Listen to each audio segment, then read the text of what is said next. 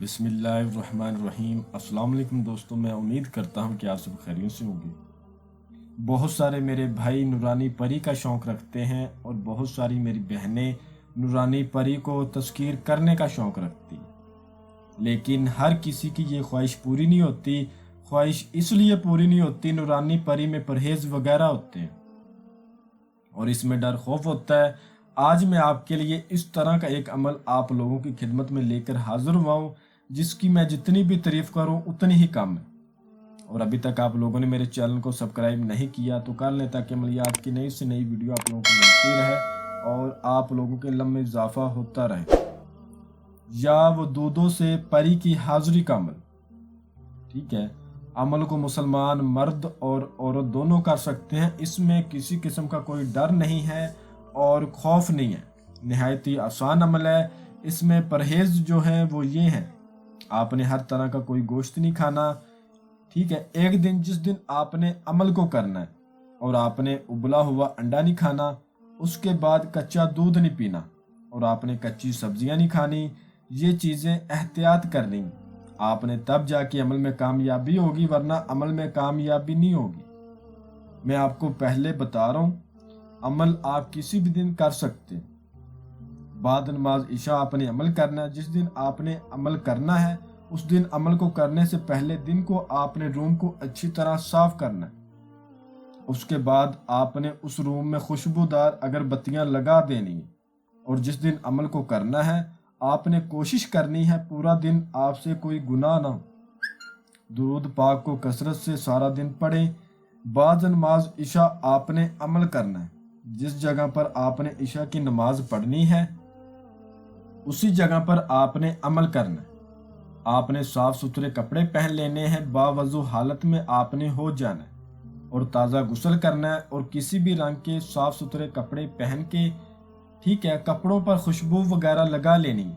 پہلے آپ نے نماز پڑھنی ہے، آپ نے پہلے عشاء کی نماز ادا کرنی ہے۔ نماز ادا کرنے کے بعد آپ نے 2 رکعت صلاۃ الحاجت کے پڑھنے ہیں۔ اس کے بعد آپ نے دعا مانگنی ہے، اللہ کے حضور اپنے عمل میں کامیابی کی اور اللہ سے گناہ نہ کرنے کا آپ نے وعدہ کرنا ہے۔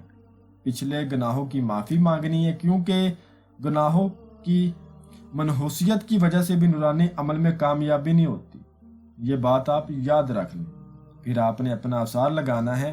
آثار لگانے کا طریقہ کار یہ ہے، اول آخر 11 بار درود ابراہیم پڑھنا ہے، اور بیچ میں آپ نے 11 بار آیت الکرسی اور 21 بار سورۃ فاتحہ، اور چاروں کلوں کو 3 مرتبہ پڑھ کے نیو چاقو پہ، چھری پہ یا چاک پر دم کر کے گول دائرے کی صورت میں آپ نے آثار لگا لینا ہے۔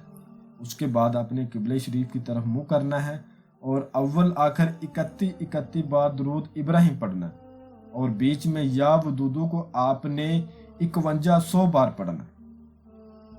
5100 بار جیسے ہی آپ کی تعداد پوری ہوگی، اگر آپ کی روحانی طاقت تیز ہے اور آپ کی باطنی نظر کھلی ہوئی ہے، تو آپ کے سامنے با پردہ خوبصورت ایک نورانی پری آئے گی۔ آپ کو وہ آ کے سلام کرے گی، آپ نے با ادب طریقے سے اس کے سلام کا جواب دینا ہے۔ جواب دینے کے بعد وہ آپ سے پوچھے گی، اے اللہ کے بندے، آپ نے مجھے کیوں بلایا؟ تو آپ نے کہنا ہے، میں چاہتا ہوں تم میری بہن بن کر میرے ساتھ رہو اور میرے جائز کاموں کو کرو۔